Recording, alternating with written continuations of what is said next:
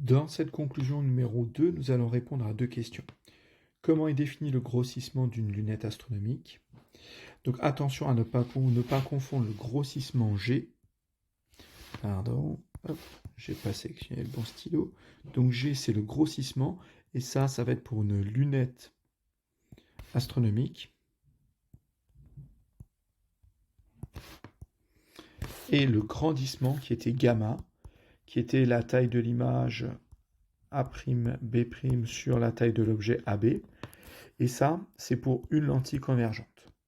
Donc, il ne faut pas confondre les deux. Donc, le grossissement grand G d'une lunette astronomique est le rapport, c'est-à-dire la division, entre l'angle sous lequel est vue l'image au travers de la lunette astronomique. Donc, cet angle va être appelé θ'. C'est le rapport entre θ' et l'angle sous lequel est vu l'objet à l'œil nu, θ. Donc, ici, ce n'est plus une relation entre des distances ou entre des tailles d'images et d'objets, mais c'est des relations entre des angles.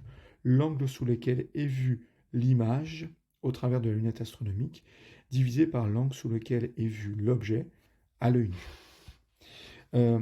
Le grossissement est sans unité. Je vous conseille fortement de mettre directement ces angles θ et θ' en radians. Finalement, pour le calcul, on pourrait s'en moquer, mais après, pour la deuxième partie, il faut que les angles soient très faibles et en radians pour pouvoir trouver la deuxième expression du grossissement. Et on va le voir juste après. Donc, quelle est l'expression du grossissement d'une lunette astronomique afocale? Donc, et ça, c'est valable uniquement pour les lunettes astronomiques afocales. Là, la définition, l'expression dessus était valable pour toutes les lunettes astronomiques. Et si elle est afocale, ma lunette astronomique, elle aura une expression supplémentaire du grossissement. Donc, pour des angles θ et θ' très faibles et en radians, et pour les calculs, il va falloir les mettre en radians, on aura le grossissement qui sera toujours égal à θ' sur θ, ça ne change pas, mais en plus, on va avoir une expression liant la distance focale f1' de l'objectif et f2' de l'oculaire.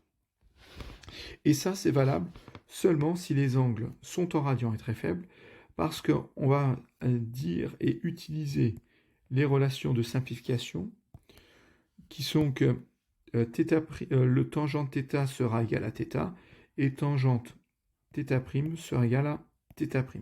Et ça, c'est uniquement valable si les angles sont très faibles et en radians.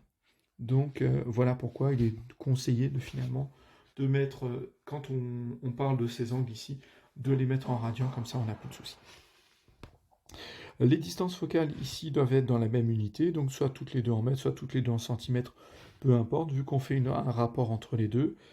Et le grossissement n'a toujours pas d'unité.